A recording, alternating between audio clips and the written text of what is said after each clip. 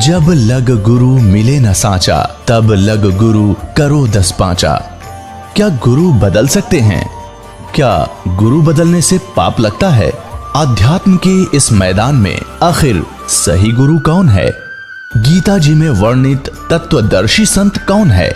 इन सभी प्रश्नों के उत्तर जानने के लिए अवश्य सुनिए जगत गुरु तत्वदर्शी संत रामपाल जी महाराज के मंगल प्रवचन। पुण्यात्माओं, विश्वास करो इस परम पिता के ऊपर। अब भी आते हैं, वो आए भी हुए होंगे आज। कहने का भाव ये है कि कबीर परमात्मा कहते हैं, जब लग हंसा हमारी आना, और काल लगे नी तेरा बाणा। जब तक ये पुण्यात्मा मेरी मर्यादा में रहेगा, काल तेरा अटैक नहीं हो सकता उस घर पे। हम जानबूझ के लोक लाज में आके या अपनी अज्ञानता से घबरा के भगवान से दूर हो जाते हैं, फिर तो काल तैयार बैठा है। ये तो कष्ट ही दे सकता, सुख तो दे ही नहीं सकता। अब किक्कर के पेड़ पे, बबुल के पेड़ पे कोई आम खोजने लगे तो कितना मूर्ख होगा वो। आम तो आम पर ही मिलेंगे, आम के पेड़ पर ही मिलेगा आम का फल। तो कबीर परमात्मा आम का पेड़ है, ये काल भगवान बबूल का पेड़ है। इसमें कांटों के अतिरिक्त कुछ नहीं मिला। तो कहने का भाव ये पुण्यात्माओं,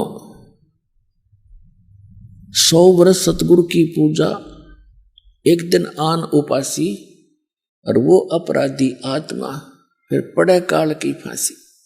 तो ये दृढ़ता के साथ इस नियमों का पालन करते हुए इस परमात्मा की शरण में रहो। समर्थ का शरणाग हो, रंग होरी हो, कदे न हो ए काज राम रंग होरी हो।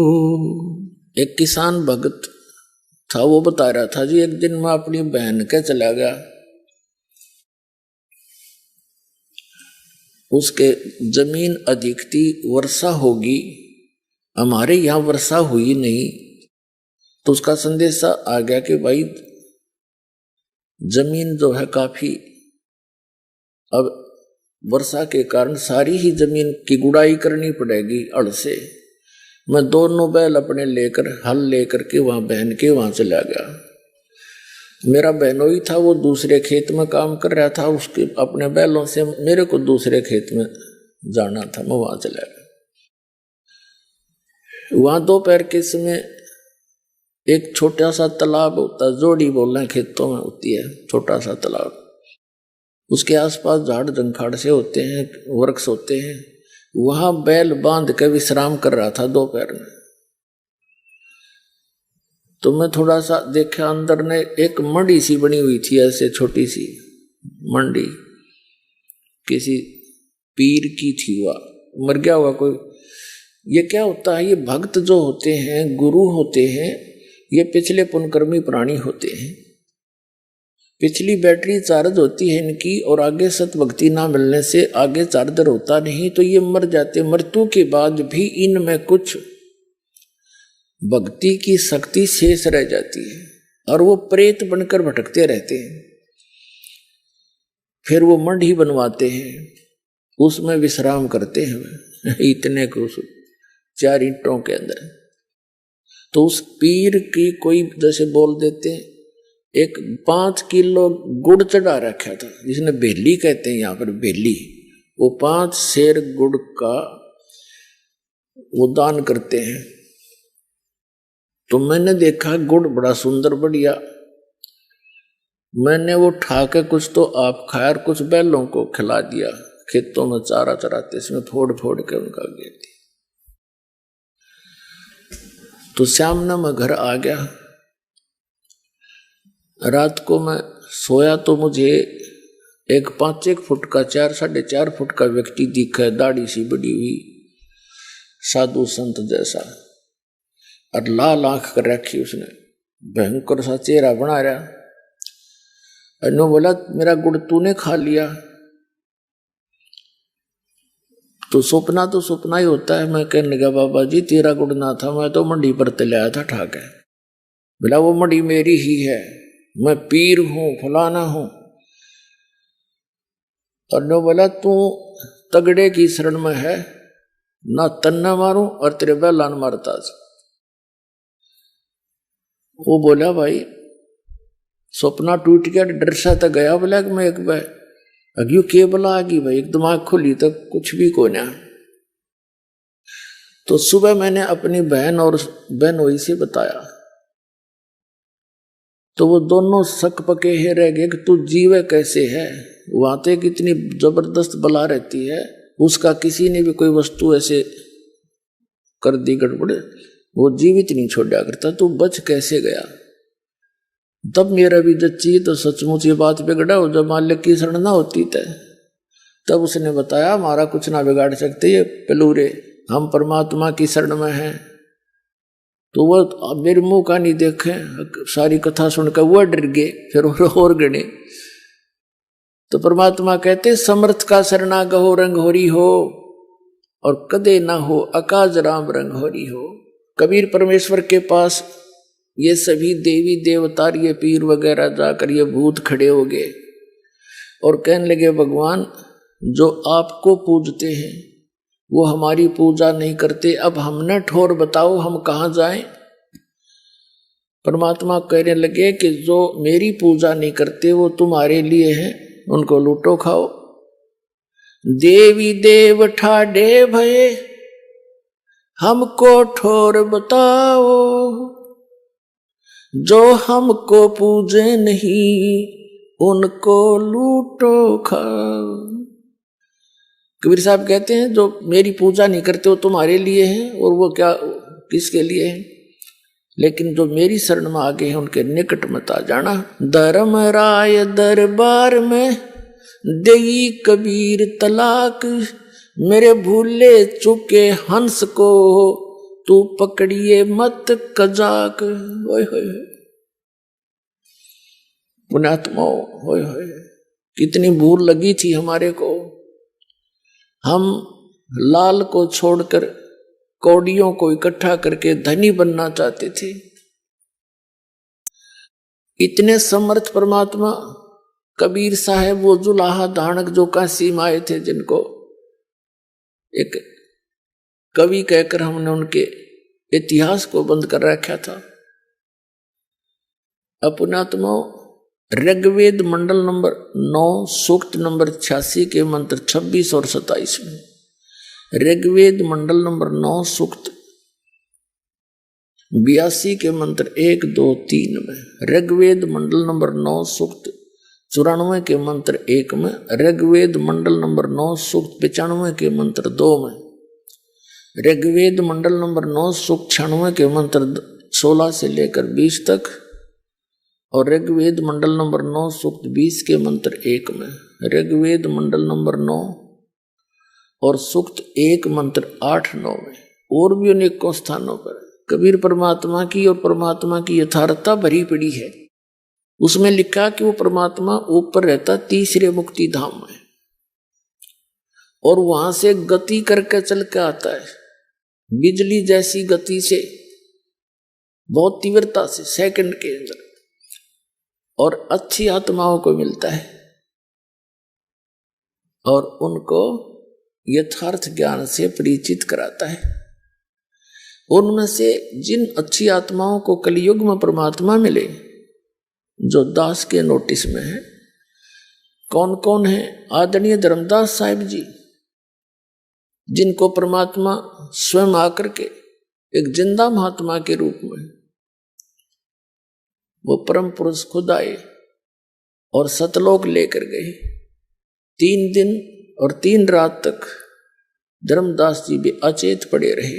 घर वाले ने सब जंतर मंत्र करा लिए, सब औषधि करवा ली, कोई फर्क नहीं हुआ। तीसरे दिन सब ब्रह्मांड दिखाकर अपने सतीथि से परिचित कराकर वापस छोड़ दिया। फिर उस पुण्य आत्मा ने उस कबीर परमेश्वर की आंखों देखी महिमा कबीर सागर के अंदर कलम तोड़ लिख रखी है। आदरणीय मलुकदास साहिब जी को मिले, आदरणीय नानक साहिब जी को बेई नदी पर, वर्तमान में पश्चिमी पाकिस्तान के अंदर बेई नदी है, सुल्तानपुर शहर के साथ से बह रही है। सुल्तानपुर शहर में नानक साहिब जी सुल्तानपुर के नवाब के यहाँ मोदी खाने में नौकरी किया करते थे। प्रतिदिन उस बेई नदी पर स्नान करने जाते थे। वह परमात्मा 2 बार मिले उनको। दूसरी बार उनको जब मिले तो नदी में डुबकी लगवाई, उनको अंतर ध्यान करवाया, सचखंड लेकर गए। वहां के व्यक्तियों ने नानक जी को दरिया में डूबा जान लिया। वहां खोज शुरू होगी डाउन स्ट्रीम में। परमात्मा ले गए अप स्ट्रीम में। वहां उनके शरीर को सुरक्षित रख दिया, सचखंड के अंदर लेके गए उस आत्मा को, और तीसरे दिन वापस छोड़ा। तीसरे दिन नानक साहिब जी फिर वहीं दिखाई दिए, शरीर में आगे वापस। उसके बाद नौकरी त्याग और बनारस में पहुंचे उस मालिक के दर्शनार्थ। वहां से सतनाम प्राप्त किया, वाहे गुरु सतनो वाहे गुरु वाह गुरु वाह गुरु। बड़ी वाह करीब देख कर सतलोक की नजारे को, और वही परमात्मा बनारस में जुलाहे रूप में देखा। फाई सूरत मुलुक की वेश ए ठगवाड़ा ठगी, देश खरा सियाणा बहुता बार, ये धानक रूप रहा करता। गुरु ग्रंथ साहिब के अंदर प्रश्न नंबर 24 पर यह वाणी लिखी है नानक साहिब की। नीच दास परदेसी मेरा, छिनावे छिन जावे, ताकि संगत नानक रहंदा कैसे मोड़ा पावे।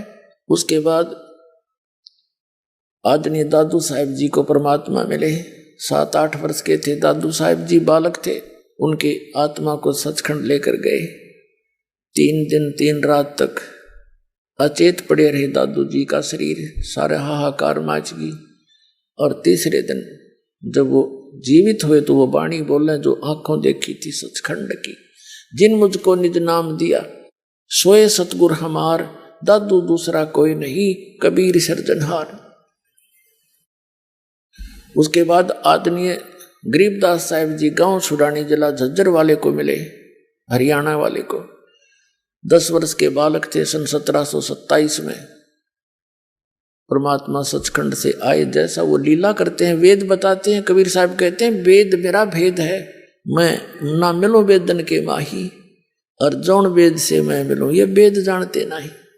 चारों वेद मेरी महिमा से परिपूर्ण है, लेकिन इन चारों वेदों में इस काल भगवान ने मुझे पाने का वो मंत्र खत्म कर दिए। अब उसी ज्ञान को दोबारा देने के लिए स्वयं परमात्मा आते हैं।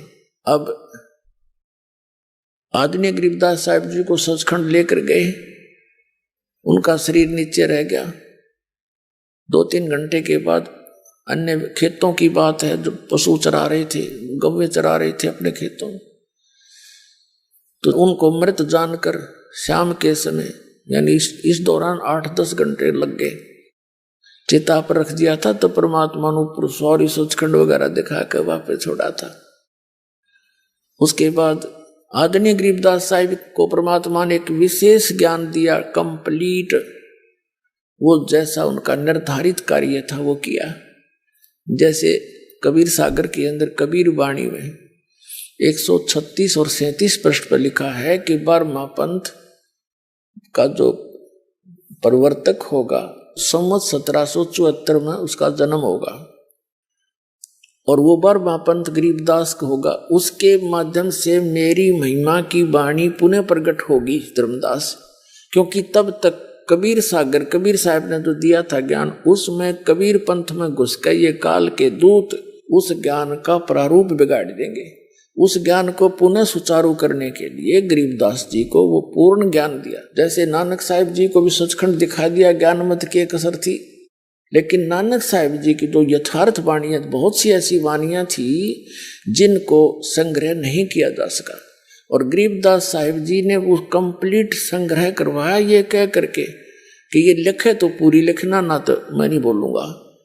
तो दादू पंथी गोपाल दास नाम के संत ने वो कंप्लीट बैठकर लिखवाई गई थी। तो वो अभी तक लेटेस्ट थी, 200-250 वर्ष की बात है। सन 1730 में लिखी गई थी, 3 वर्ष बाद, और आज 2012 है, तो 250 वर्ष हुए, 300 वर्ष हो गए होंगे, 250। और इस वाणी का ऐसा कहीं प्रचार नहीं था, इसलिए ये ग्रंथ सुरक्षित रह गया। और इसमें एक विशेषता थी, क्योंकि गरीबदास पंथ से दास का निकास है, उसमें ये कहा करते थे कि इस वाणी को यदि कोई फेरबदल कर देगा उसकी दुर्गति हो जाएगी। एक संत ने कोशिश की थी, कुछ ऐसी वाणी है इसके अंदर, वैसे है तो वो सही, लेकिन जनसाधारण उसको विपरीत अर्थ ले लेता है। तो उस संत ने कोशिश करी कि इससे ये निकाल दूं, तो उसको अधरंग मार गया और उसने अपनी अक्षमा याचना की, वो वाणी दोबारा लिखी एज इट इज, तब वो राहत मिली उसको 90%, कुछ फिर भी उसको सजा मिली। तो उसके बाद पूरे गरीबदास के पंथ में जितने भी महंत संत हैं सब इस चीज से डरते हैं कि मात्रा भी गलत ना कर दियो इसी वाणी का। ये इसलिए किस लिए किया था कि ये तो काम बिगाड़ देंगे, अपने अपने मत से ना समझ कर अपनी बुद्धि अनुसार ये सदग्रंथों का अनरस कर डालते हैं। तो वो वाणी आज हमारे पास है एज इट इज, और वो गरीबदास पंथ वाले नहीं समझ सके इस परमात्मा के गुण रहस्य को, और इस दास पर दया करी उस परमात्मा ने अपने सदग्रंथों का कंप्लीट ज्ञान दे दिया। आदरणीय गीसा दास साहिब जी, गांव खेखड़ा, उत्तर प्रदेश, जिला मेरठ के अंदर, उनको भी ऐसे ही वो 7-8 वर्ष के बच्चे थे, 10 वर्ष के, तब उनको परमात्मा मिले थे एक बूढ़ा बाबा के रूप में, यानी संत के रूप में, जिंदा महात्मा के रूप में तकरीबन सबको मिले हैं। ऐसे 3 दिन तक वो गीसा दास जी भी अचेत रहे। तीसरे दिन उनकी वापस आए, तब उन्होंने भी परमात्मा की बहुत सी वाणी लिखी, लेकिन उनकी कंप्लीट वाणी भी लिखने में नहीं आई, बहुत कम वाणी लिखी गई है, वो नोट हुई उनके ग्रंथ में लिखी। अपने आत्मा जो प्रसंग चला था, आदरणीय गरीबदास साहिब जी ने आंखों देखा उस परमात्मा की महिमा का। क्या वर्णन किया है? अजब नगर में ले गए हमको सतगुरु आने, जल के बिंब अगाध गति सूते चादर ताने। अजब नगर में एक निराले देश में ले गए सतगुरु आन माने आकर, और उसको देखकर हम अपने यथार्थ मंत्र को प्राप्त करके भगवान की शरण ग्रहण करके हम सूते चादर ताने। हम तो चादर तान के सोना, मतलब निश्चिंत हो गए कि हमारा तो मोक्ष निश्चित है, भगवान मिले, पूरा ज्ञान मिला, आंखों देखा उस मालिक की समर्थता को, और इसी मंत्र से मोक्ष होगा। तो कहते हैं हम तो सूते चादर तान, जैसे कहावत है अपनी देसी हमारे यहाँ हरियाणा में कि भाई तू आज कैसे चादर तान के सो गया, कोई काम को अंत नहीं, चिंता नहीं तुझे काम की, चादर तान के सोना यानी निश्चिंत हो जाना। तो गरीबदास जी कहते हैं अजब नगर में ले गए हमको सतगुरु आने, और जल के बिंब अगाध गति, वहां देखी परमात्मा की रोशनी झलमलाहट, हम सूते चादर ताने। हम सुल्तानी नानक तारे दादू को उपदेश दिया, जात जुलाहा भेद न पाया वो काशी माहे कबीर हुआ। अब क्या बताते हैं गरीबदास जी, कहते हैं सतगुरु शरणा आके, और धर्मराज डर कैसा। कबीर परमात्मा की शरण में पूरे संत के माध्यम से, ये नकलियां के नहीं। फिर कहते हैं धर्मराज का भी डर कैसा। अब कहते हैं धर्मराज दरबार में इस काल के एक ब्रह्मांड के अंदर एक चीफ जस्टिस है जिसको धर्मराज बोलते हैं, धर्मराय कहते हैं, और वो सबका अकाउंट रखता है।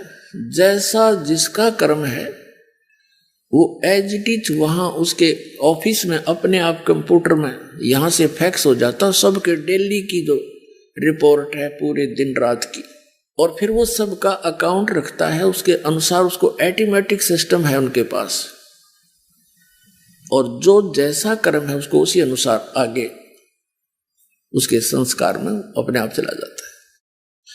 अब हमारे अंतःकरण में एक चित्र गुप्त है, गुप्त यानी हम नहीं देख सकते, एक ऐसा कैमरा लगा रखा भगवान ने जो हमारी सब क्रियाएं जो हम सोचते हैं करते हैं उन सब कर्मों को एक तो यहाँ रिकॉर्ड होता है अंदर, और एक कॉपी धर्मराज के दरबार में डेली फैक्स हो जाती है, इंटरनेट पे समझ लो ऐसे डल जाती है अपने आप।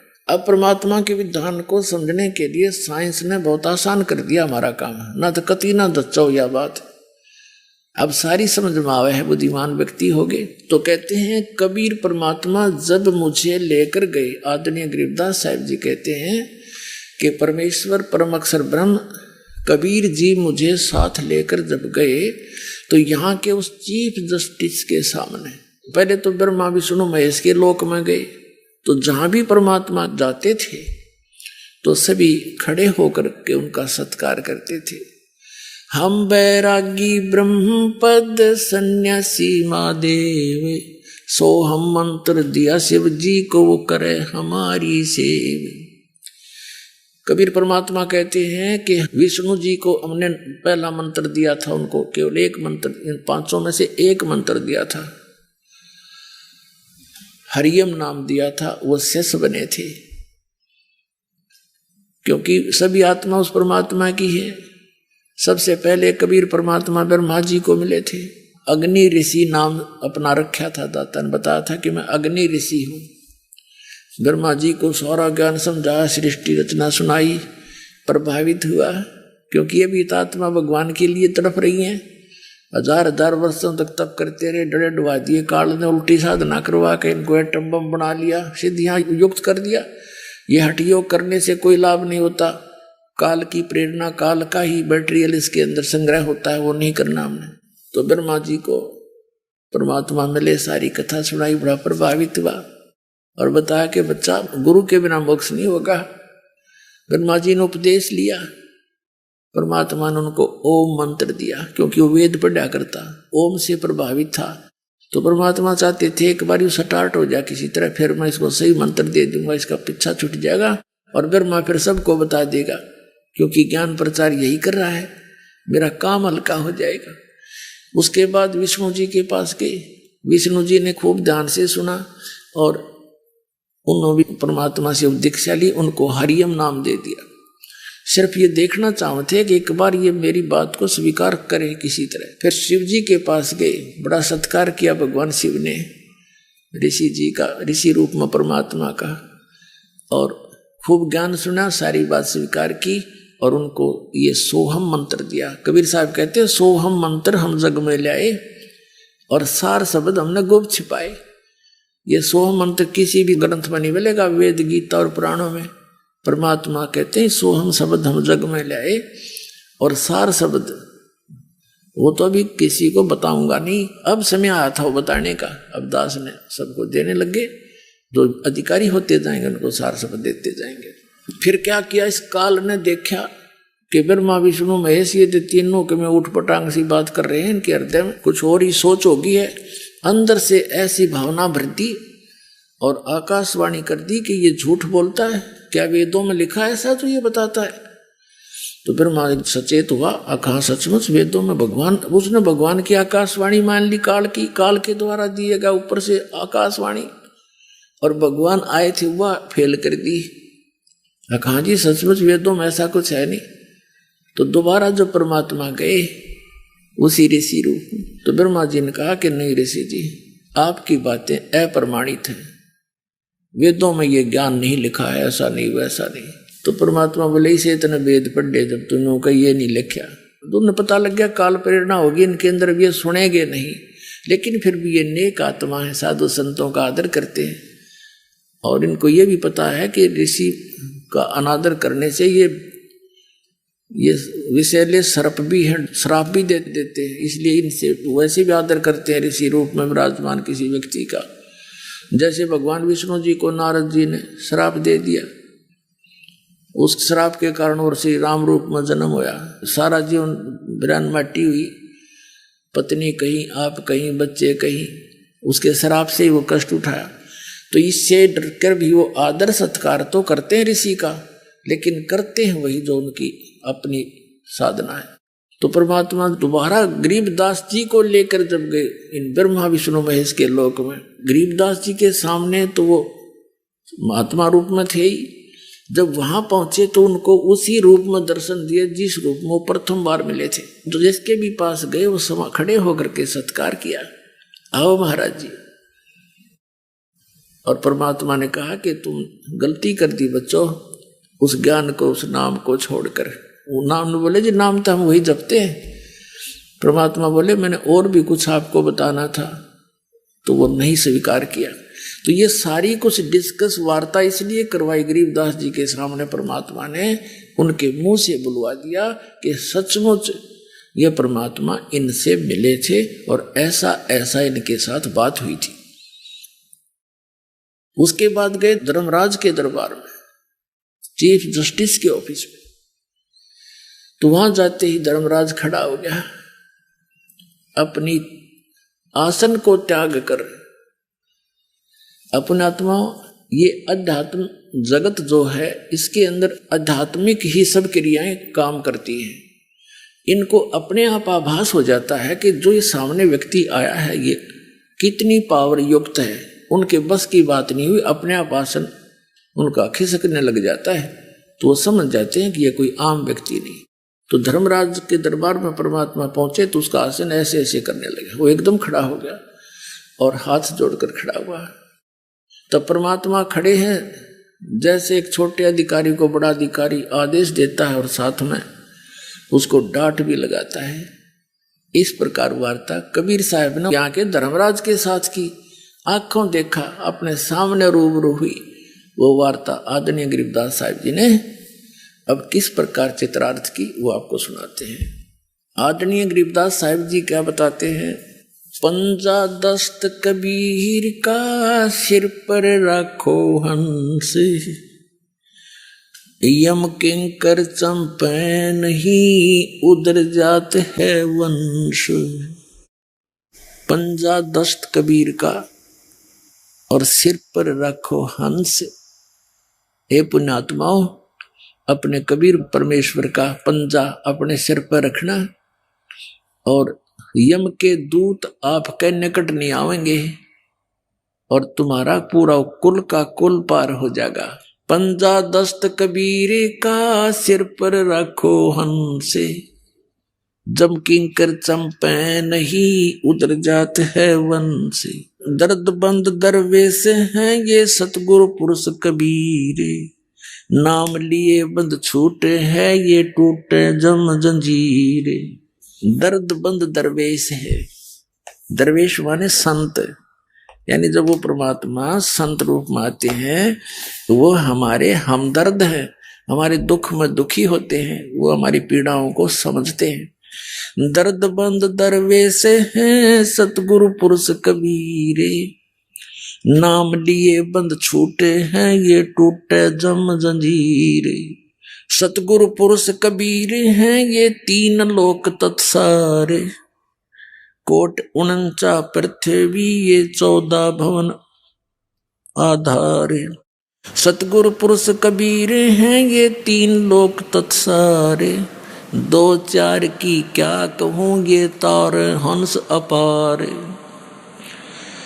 सतगुरु पुरुष कबीर हैं चारों युग परवाने, झूठे गुरुआ मर गए वो हो गए भूत मसाने। झूठे गुरु के आश्रय कदे न उदर जीवे, साचा पुरुष कबीर है आद परम गुरु पीवे।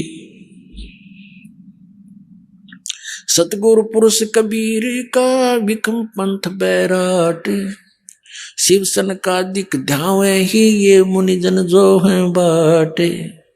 सतगुरु पुरुष कबीर की कोई ना चल है गेले, बिना पंथ पग धरत हैं गगन मंडल में सैल। लख लख योजन उड़त हैं ये सुर नर मुनिजन संत, ऊंचा धाम कबीर का कोई न पावे अंत।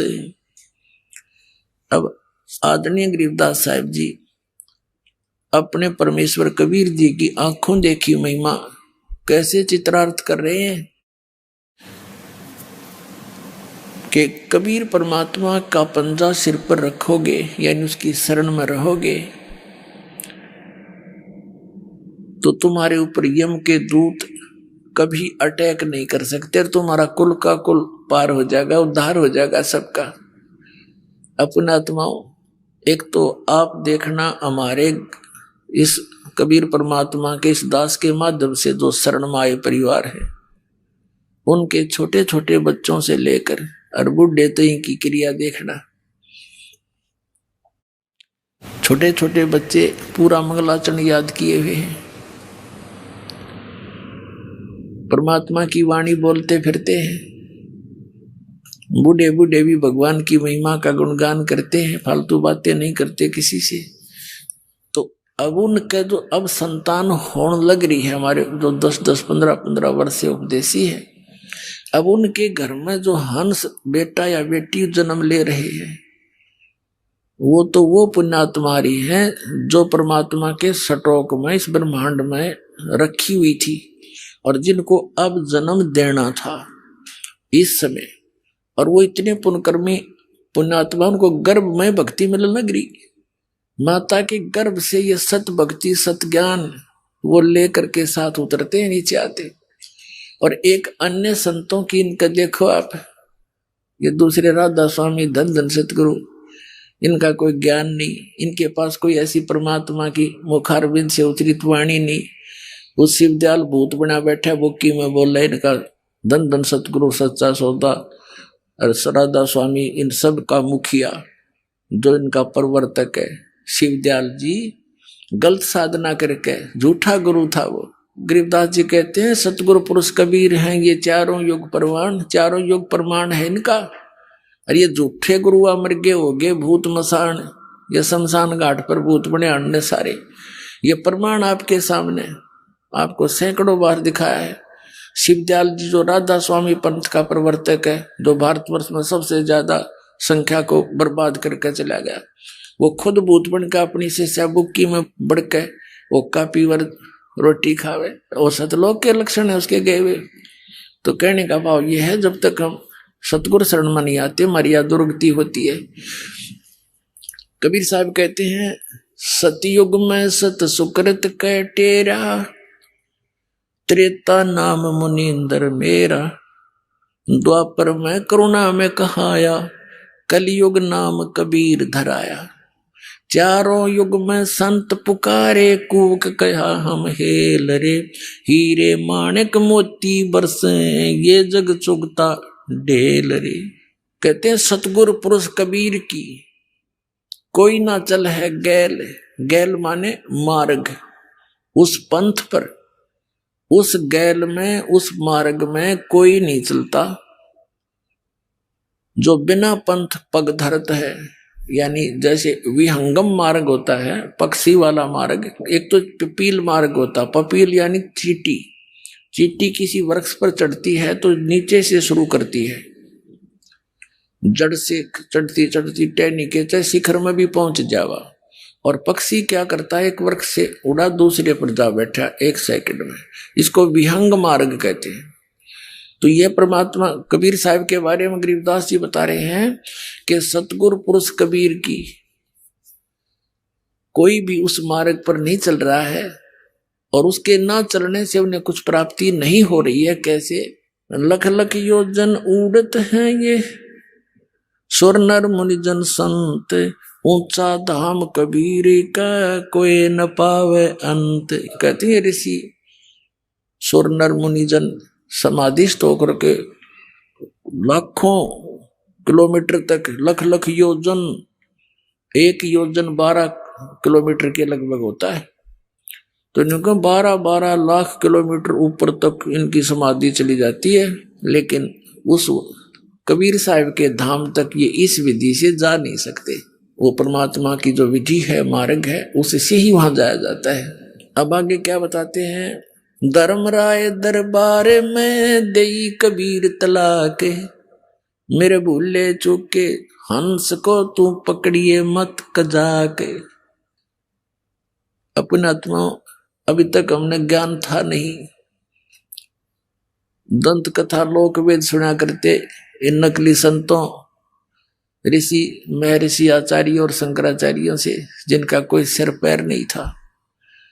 आपको तो पता नहीं, दास को तो इसका खूब बिटर एक्सपीरियंस हो रहा है, और गहराई से सबके इतिहास पढ़ लिए, सदग्रंथ पढ़े, फिर इन महापुरुषों के अनुभव पढ़े, की तो आसपास भी नहीं। इन सदग्रंथों के इनके अनुभव और उन महापुरुषों के अनुभव पढ़े जिन्हें भगवान मिला, जिन्होंने भगवान मिले और जिन्होंने जो अपना अनुभव बताया वो आज सदग्रंथों में मिले। तो इससे सिद्ध हो गया कि जो इन सदग्रंथों से और इन परमात्मा प्राप्त महापुरुषों के वचनों से जिनका अनुभव नहीं मिलता वो यूजलेस मनगढ़ंत दंत कथा वो कति व्यर्थ है। तो इन सब का व्यर्थ है। इस दास ने निर्णय कर रखा है, अनित आओ मैदान में जवाब दो दास का कि झूठ कह रहा हूं, कोई भी ना चल सकता, सांप सा सूंघ गया सबने। आज कोई कोने में बैठ कर दास ये चर्चा नहीं कर रहा है। इंटरनेशनल स्तर के चैनलों पर इनकी सबकी धोती सी धो दी और कोई तो सकता नहीं। बकवास तो कितना कर लियो, लेकिन ज्ञान में बोल कर दिखा दो। ये भी कहो कि मैं झूठ बोल रहा हूं, एक शब्द कहो, प्रमाणित करके बताओ, फिर पता चलेगा। मूर्ख बना दिया सारे संसार को। तो दास जो ज्ञान आपको सुना रहा है, इस पर आपको विश्वास कराने के लिए इतने प्रमाण देता हूं कि दास जो बोल रहा है ये 100 की 100 सत्य है। अपनी तरफ से नहीं बोल रहा हूं, उन महापुरुषों की वाणी को आपके रूबरू कर रहा हूं जिन्होंने भगवान पा लिया और फिर उस जिन्होंने भगवान मिला और उनने जो ज्ञान बताया वो सदग्रंथों से फिर ये दिखाता हूं कि इनमें भी ऐसा लिखा, देखो जिनको तुम सर मानते रहे हो आज तक।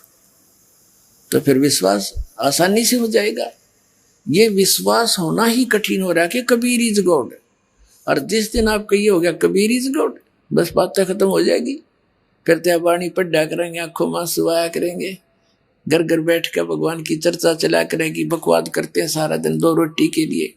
और ये परमात्मा प्रसन्न हो गया, घर भर देगा ठंडे आपके, खाया भी ना था सारी उम्र आप पर, इतना दे देगा आपको।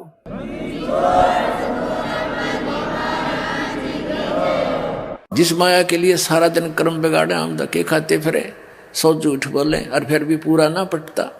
तो ये परमात्मा सब कुछ कर सकता है। आपको कथा सुनाएंगे धीरे धीरे, क्योंकि इतना लंबा सिलेबस है इस परमात्मा का। 1 वर्ष में तो एक ही प्रमाण का नंबर आता है। धीरे धीरे सारे सुनाएंगे। CD ले जाया करो, पुस्तक छाप रखी भक्तान इन पढ़ा करो। तो ये सारा कुछ मिलाकर अपना कंप्लीट कोर्स करो। जैसे बच्चा 14-15 वर्ष पढ़ता है 2 रोटी के लिए, वो अभी मिले तो मिले, ना तो नो के नो। और इसने पढ़ के देखो, इसमें लगाओ थोड़ा समय। एक सम्मन नाम का मनियार था, गरीब सा, और उसका एक पुत्र था सेऊ, पत्नी थी नेकी। उनने ज्ञान सुना, परमात्मा पर विश्वास हुआ। इतने गरीब थे कि हैंड टू माउथ थे और विश्वास भगवान पर जबरदस्त था। अब कथा सुनानी पड़ेगी इसलिए कि आपका दिल डटे कि ये वो परमात्मा है, लेकिन आपको देगा उस समय अपनी राहत जब उसके प्राप्त करने योग्य आप हो जाओगे, तब वो पूरा आपके ठाठ कर देगा। अब थोड़ी कथा सुनाता हूं, फिर ये बाद में परमात्मा की वाणी सुनाऊंगा। प्रसंग थोड़ा सा बीच में आ गया कि ये भगवान आपको विश्वास रखना। जैसे परमात्मा कहते हैं, राज्य रमता राम की रजा धरे जो शीस, दास गरीब दरस परस्तिस बैठे जगदीश। आपने परमात्मा की शरण मिली है, जैसे भी वो रखे ऐसे ही रहना। कुछ दिन विश्वास करके चलना इस दाता पर, और फिर देखना। थोड़ी सी कथा और सुनाता हूं। एक हमारा भक्त है, वो ट्रांसपोर्ट का काम करता है। उसके पिताजी ने दीक्षा ली, रिटायर्ड थे वो मिलिट्री से, बड़े सच्चे आत्मा के आदमी थे। इस दास की सन 1996 में नाम लिया और बड़ी दृढ़ता से लगे।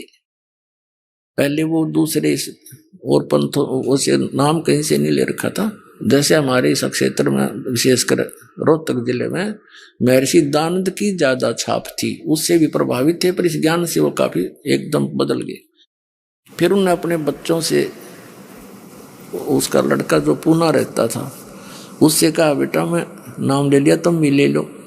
वो मानना नहीं। अब पिताजी तो बहका लिया है, इसके पास थोड़ी बहुत या पैसे दिखे हैं, कोई लुटेरा इन लूट लेगा। बच्चा उसकी मानना, निर्बाप बच्चे की कुकरबान आंखें देख रहा, सारी बात सुन रहा। कहने का भाव ये है कि वो बच्चे नहीं माने। कुदरती उसने 2 पाठ रखवा रखे थे अपने दोनों पोतों के उपलक्ष्य में। उसकी उस दौरान मृत्यु होगी, क्षणों मृत्यु होगी। तो मृत्यु के समय उनके संकल्प किए हुए पाठों को कराना मजबूरी बन गई बच्चों की। तो उस समय उसने वो ज्ञान सुनना पड़ गया, मजबूरी होगी उसकी। अब कहते हैं 100 साल सीधर मैं करूं अपने धन के काज। तो उस लड़के ने परमात्मा का ज्ञान सुना। पहले तो बिल्कुल विपरीत विचार रखता था, तुरंत बदल गया, पूरे परिवार को दीक्षा दिलवा दी। उसके पास 1-2 गाड़ी थी उस टाइम। दीक्षा लेकर वो चला गया। सीडी हमारी कैसेट बना रखी थी पहले हमने, ये वो ले गया सॉरी। उसने सारा कुछ सुना, बहुत अच्छी तरह दृढ़ता से उसको समझ में आ गया, सारा ज्ञान कंप्लीट दृढ़ हो गया। उस दौरान क्या हुआ कि उनकी एक गाड़ी एक्सीडेंट हो गई और उसका गलती से किसी कारण से वो इंश्योरेंस एक ही दिन आगा पीछा हो गया था। तो वो उस टाइम इस शरीर की कीमत थी 80-90 हजार रुपए की हानि उसको होगी। उसकी माँ को उसने संदेशा दिया कैसे ऐसी होगी। उसकी माँ कहने लगी भाई यू नाम छोड़ दो, देख नाम लिया तेरा बाबू मर गया, और तो हमने नाम लिया तेरी गाड़ी 80 हजार का नुकसान हो गया। लेकिन वो लड़का समझ गया था कसूती तरह। तो अपनी माँ को तो जैसे तैसे उन्हें संतुष्ट किया। फिर वो बतावा था बाद में, कहने लगा जी मैंने तो हाथ फैला के ये कहा था परमात्मा अपनी शरण से दूर ना करना, चाहे भीख मंगवा लियो, आपका दास रहे आपकी शरण में। नो कहता जी मैं तो उस दिन के बाद और आज तक उस परमात्मा ने ऐसी रजा बख्श रखी उस बच्चे पे, सैकड़ों की संख्या में तो गाड़ी दे दी, और उसका दान धर्म की पूरी नीत आज तक ज्यों की त्यों है। तो परमात्मा कहते हैं नुक्ते ऊपर रिझ जाएगा रे, करोड़ कर्म जल जाए तुम्हारे। वो नुक्ता था, जब फेल हो जाता तो खत्म था, वो तो वे लिया था और गणा हो जाता। और उस नुक्ते पर नूराजी हो सा भगवान ज्यों रिझ जय जगदीश, फिर देखना ठाठ थरे सब क्या है। और फिर इस माया की अपन जरूरत भी नहीं है, लेकिन ये इतनी दे देगा संगवाई नहीं जाएगी आप पर। फिर इसको पा करके विचलित मत हो जाना, ये विष समझ लेना, ये माया आवश्यकता से अधिक कर पे नहीं रहनी चाहिए। और जब मालिक साथ रहा, परमात्मा कहते हैं कल पे कारण कौन है कर सेवा नहीं काम, मन इच्छा फल दूंगा जब पड़े मेरे ते काम। तो इस तरह की दृढ़ता और सच्चे भाव से मालिक में समर्पण आपका आ जाएगा ना उस दिन, फिर देख लेना भगवान क्या नहीं कर सकता। एक प्रमाण नहीं लाखों प्रमाण याद है इस परमात्मा के। और अब सन 1994 से लेकर आज तक इस दास ने जिनको भी उपदेश दिया है, परमात्मा की शरण दिलाई है, उनकी पहले क्या स्थिति थी और आज उनके क्या सुख है, उनके मुख से सुनने से विश्वास गणा होगा आपको। एक परिवार की कथा सुनने लग जाना, कान बहरे हो जाएंगे जो पहली बार सुनेगा, उनके इतने सुख दे रखे परमात्मा। लेकिन उनको ये भी विश्वास हो चुका है कि हमने धन की जरूरत नहीं, हमारा धन तो ये है हमारा नाम सुरक्षित रहे और काम नहीं कोई अड़े। काम नहीं अड़ेगा भगवान का, भगवान के बच्चों का काम अड़ गया फिर भगवान की तरह गया। फिर घनी मांगने की जरूरत नहीं, इस पर बेमतलब डिमांड नहीं रखा करते। बेमतलब की डिमांड तो मन रखता है, आत्मा रखती है आवश्यकता की। तो आत्मा की जो पुकार है दाता सुनता है, इस मन की नहीं। मन तो काल का एजेंट है। तो पुणात्मा आप इस ज्ञान से पूर्ण परिचित हो जाओ, फिर देखना इसके ठाठ। आप देखो कितना धनी है, टेंशन खत्म नहीं। और आपने परमात्मा का बच्चा चाहे सिंपल सा घर पर रहता हो तो उसको कोई टेंशन नहीं, क्योंकि उसको मालूम है कि समर्थ हमारे सिर पर बैठा है। शेर सौंप्या गुरु देव को सफल होया यो शीश, नितानंद इस शीश पर आप बसे जगदीश। परमात्मा को सिर सौंपया, सिर सौंपना कोई काट के नहीं देना, समर्पित हो जाना। अब वो एक कथा सुनाता हूं आपको। ये सेऊ और सम्मन नाम के, सेऊ तो उनका पुत्र था, सम्मन पिता, निक्की उस सेऊ की माँ यानी सम्मन की पत्नी थी। वो दोनों मनियार का काम करते थे। नेकी भी मनियारी का काम करती थी, चूड़ी पहनाया करती थी बहन बेटियों को, और वो मनियार भी। गरीब इतने थे बहुत गिने, हैंड टू माउथ थे, विश्वास भगवान पर दृढ़ था, सत्संग बहुत सुन रखे थे परमात्मा के। अब वो जहां भी चूड़ी पहनाते थे बहनों में बैठकर, तो बहाना सा मिलाकर चूड़ियां भी पहनाते रहते, अपने भगवान की कथा भी सुनाते रहते। हमारे गुरुजी ऐसे हैं, हमारे गुरुजी ऐसे हैं, कबीर नाम है, उन ऐसे सिकंदर राजा के जलन का रोग था वो ठीक कर दिया। सिकंदर राजा ने एक गऊ काट दी थी बीचों बीच परीक्षा के लेने के लिए भगवान की, कि इसको जीवित कर दे, जब मानू तो कि साहब संत है, वो जीवित कर दी थी। यानी इस तरह की बहुत कथा सुनाया करते थे। तो बहनें उन दोनों का मजाक करा करती, जब तो सुन लेती पीछे तीनों कहा करती तो पागल हो रहे हैं, एक दानक न भगवान बतावे।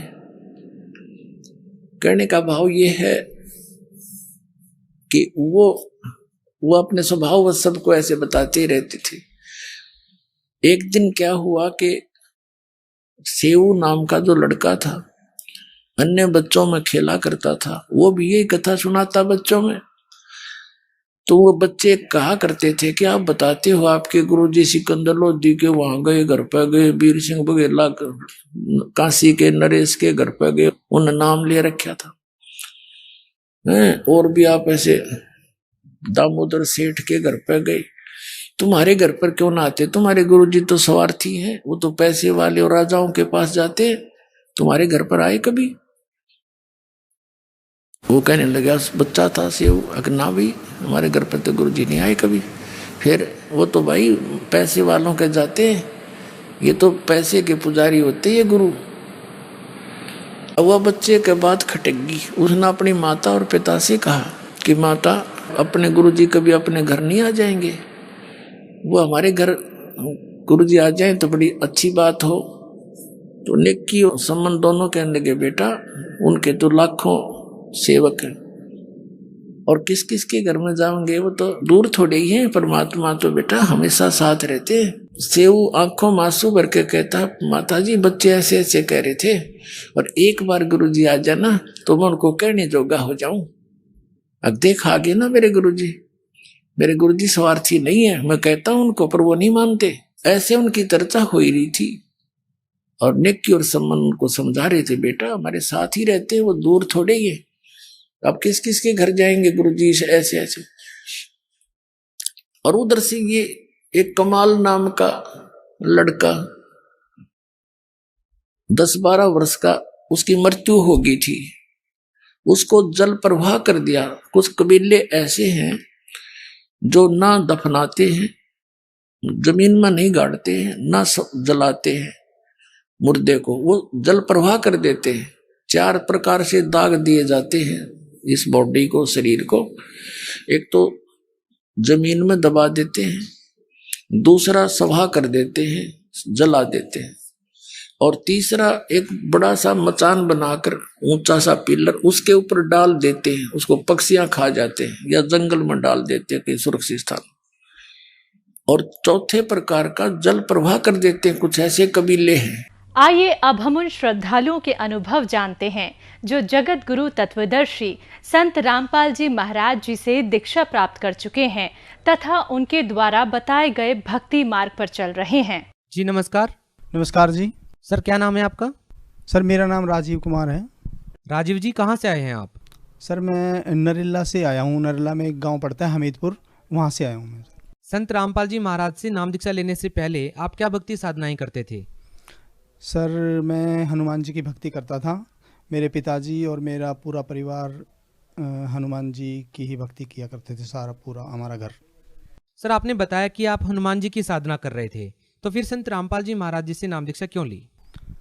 सर मैं संत रामपाल जी महाराज की शरण में अपने बहुत ज़्यादा नशे मैं करता था, और उन नशे के कारण ही मैं संत रामपाल जी महाराज की शरण में आया। सर मैं सभी नशे करता था, जैसे कि बीड़ी और तम्बाकू।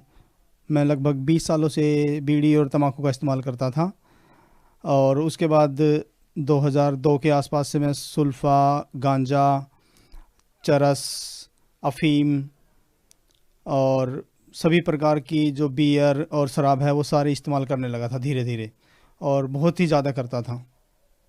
और मैं कैप्सूल भी खाता था और भांग के गोले भी खाता था। जो भांग के गोले और कैप्सूल और सुल्फा मेरी जेब में हमेशा पड़ा रहता था, हमेशा। क्या आप अभी भी नशा करते हैं? जी नहीं, अब मैं जब से मैंने संत रामपाल जी महाराज से दीक्षा ली है सन 2012 के बाद से मैं कोई नशा नहीं करता। सर, ऐसा क्या होता है कि एक व्यक्ति के जीवन में नाम दीक्षा लेते ही परिवर्तन आ जाता है? संत रामपाल जी महाराज कोई दवाई देते हैं जिससे व्यक्ति नाम दीक्षा लेता है और नशा छोड़ देता है? नहीं सर, ऐसा कुछ नहीं है। संत रामपाल जी महाराज जी जो हमें ज्ञान देते हैं वह हमारे पवित्र सदग्रंथों से बिल्कुल निष्कर्ष देते हैं, और उस ज्ञान से हमें पता चलता है कि हमें किसी भी प्रकार का नशा अगर हम करते हैं तो हमें ये नुकसान होने वाले हैं, और उससे हमें उन नशों से बिल्कुल ही एलर्जी हो जाती है, जिससे हमारा किसी भी प्रकार का नशा करने को दिल नहीं करता है। सर, बहुत सारे व्यक्ति ऐसे हैं जो चाहते हैं कि उनका भी नशा छूट जाए। सर, क्या जो व्यक्ति नशा छोड़ना चाहते हैं वो संत रामपाल जी महाराज जी से नाम दीक्षा लेने के बाद नशा छोड़ सकते हैं, या क्या उनका नशा छूट जाएगा? जी, अगर वो भी संत रामपाल जी महाराज के जो उनका जो ज्ञान है उसको अच्छे से समझते हैं, और संत रामपाल जी महाराज के जो नियम हैं उनको अगर अच्छे से वो निभा पाते हैं तो पूरी तरह से उनका भी ये नशा छूट जाएगा। संत रामपाल जी महाराज जी से नाम दीक्षा लेने के बाद क्या आपको और कोई भी लाभ मिले? सर, संत रामपाल जी महाराज की शरण में आने के बाद मुझे बहुत सारे, हमारे घर में सभी को बहुत सारे लाभ हुए हैं।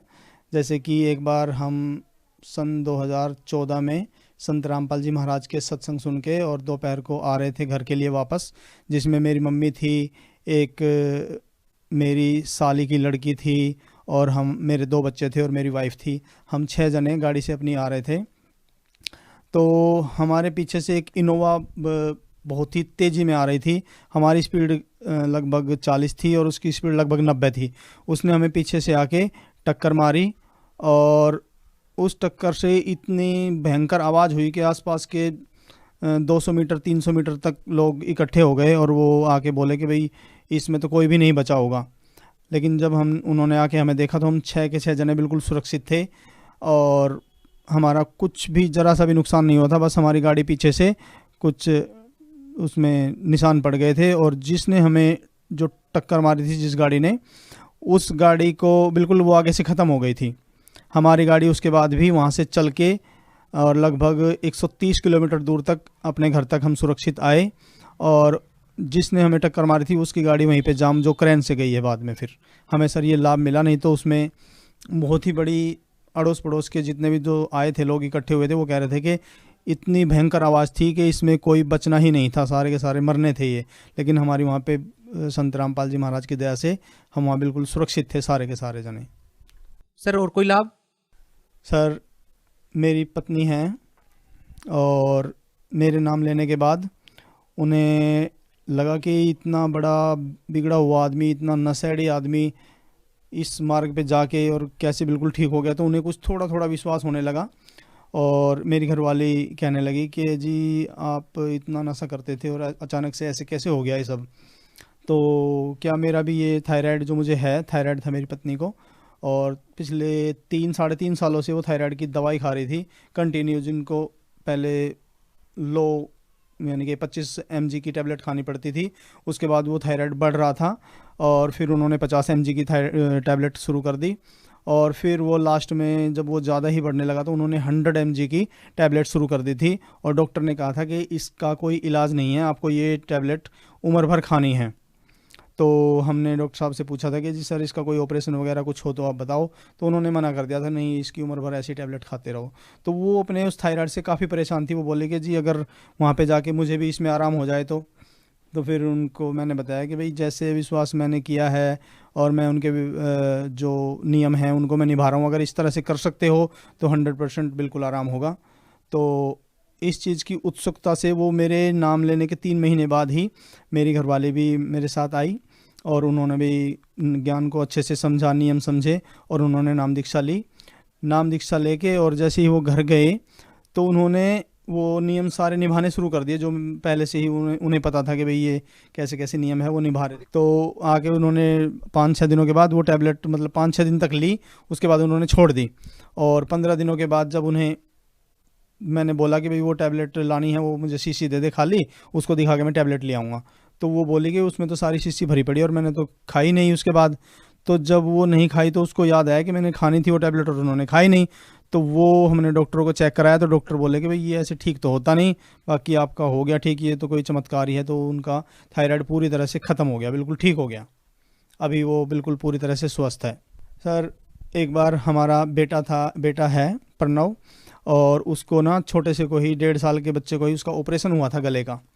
तो गले का जब ऑपरेशन हुआ तो डॉक्टर ने उनको कहा था कि भाई ये बच्चा ना आपका ना ग्रोथ नहीं कर पाएगा, ये मतलब कि इसका शरीर बहुत ही माड़ा रहेगा, कमज़ोर रहेगा ये उम्र भर ऐसे ही। तो उसके बाद हमने गुरुजी के नाम दीक्षा ली, संत रामपाल जी महाराज से नाम दीक्षा ली और हम उनके कहे अनुसार सारे काम कर रहे थे। तो अब वर्तमान में वो बच्चा दूसरे बच्चों से बिल्कुल सही ग्रोथ पे है और उसकी हाइट भी और उसका शरीर भी बिल्कुल फिट है। सर हमें ये बहुत बड़ा लाभ मिला। और सर एक बार क्या हुआ कि मैं हिसार आ रहा था, हमारी कोई तारीख थी, तो हिसार जैसे ही मैं आ रहा था तो हमारे पड़ोस में एक लेडीज़ एक्सपायर हो गई थी। मैं रात को सो नहीं पाया था, तो मुझे बाइक चलाते चलाते भी नींद आ रही थी। तो मैं सर आ रहा था जैसे ही, तो मेरे सामने आगे दूध का टेम्पो चल रहा था और मेरी 40-45 की स्पीड रही होगी बाइक से। तो मैं उसको बिल्कुल भिड़ने ही वाला था, कोई ऐसा ही गैप था, कोई 6-7 इंच का ही। तो मैंने आंखें बंद कर ली कि भाई अब तो मुझे ठुकना ही है और ये टक्कर लगते ही मैं गिरूंगा। तो जैसे ही मैं चलता जा रहा था आंखें बंद करके, तो मैंने देखा 2-3-4 सेकंड के बाद जैसे ही आँख खोली तो मैं बिल्कुल सही रोड के बिल्कुल साइड चल के और बाइक से जा रहा था। मुझे कोई भी मतलब कि कोई भी नुकसान नहीं हुआ, जबकि मेरा एक्सीडेंट होना था और मैं बिल्कुल सुरक्षित वहाँ से निकल गया। जी मुझे ये लाभ हुआ है सर। सर आप भगत समाज को क्या संदेश देना चाहते हैं? सर देखिए, भगत समाज आज सभी लोग शिक्षित हैं, खूब पढ़े लिखे हैं और सभी लोग किसी न किसी कारण से दुखी हैं। तो मैं भगत समाज से कहना चाहूँगा कि भाई आप भी जैसे जो लाभ हमें हुए हैं, आप संत रामपाल जी महाराज के द्वारा लिखित पुस्तकें जैसे ज्ञान गंगा व जीने की राह, उनको पढ़ें और ज्ञान को समझें। और ये मौका जो अभी हमें मिल रहा है ये बार बार मिलता नहीं है, और आप इस ज्ञान को समझकर जल्दी से जल्दी संत रामपाल जी महाराज से नाम दीक्षा लेकर और अपने मनुष्य जीवन को सफल बनाएं। अगर कोई व्यक्ति संत रामपाल जी महाराज से जुड़ना चाहता है, नाम दीक्षा लेना चाहता है, तो वो कैसे ले सकता है? सर आज जैसे कि मैंने आपको बताया कि सारा समाज पढ़ा लिखा है। संत रामपाल जी महाराज जी से नाम दीक्षा लेने के आजकल बहुत ही आसान तरीका है। आप सोशल मीडिया, आप सभी लोगों के पास आजकल मोबाइल है, तो किसी भी सोशल मीडिया की ऐप पे संत रामपाल जी महाराज जैसे गूगल में सर्च करेंगे या यूट्यूब पे सर्च करेंगे संत रामपाल जी महाराज, तो हर एक जगह आपको संत रामपाल जी महाराज के चैनल या उनके द्वारा लिटरेचर है, आपको सभी जगह मिल जाएंगे। आप उनको जाके पढ़ सकते हैं और उन पे आप सर्च कर सकते हैं कि संत रामपाल जी महाराज से कैसे नाम दीक्षा ली जाए। सर संत रामपाल जी महाराज से नाम लेना बहुत ही आसान है। आप जिस ज़िले में भी हैं उसी ज़िले में संत रामपाल जी महाराज के नामदान केंद्र खुले हुए हैं, और आप जिस भी प्लेटफार्म पे अभी ये देख रहे हैं उसी के नीचे और कुछ कॉन्टैक्ट्स की लिस्ट चल रही है, उससे आप कॉन्टैक्ट करके उनके बारे में जानकारी ले सकते हैं। जी बहुत बहुत धन्यवाद। नमस्ते सर।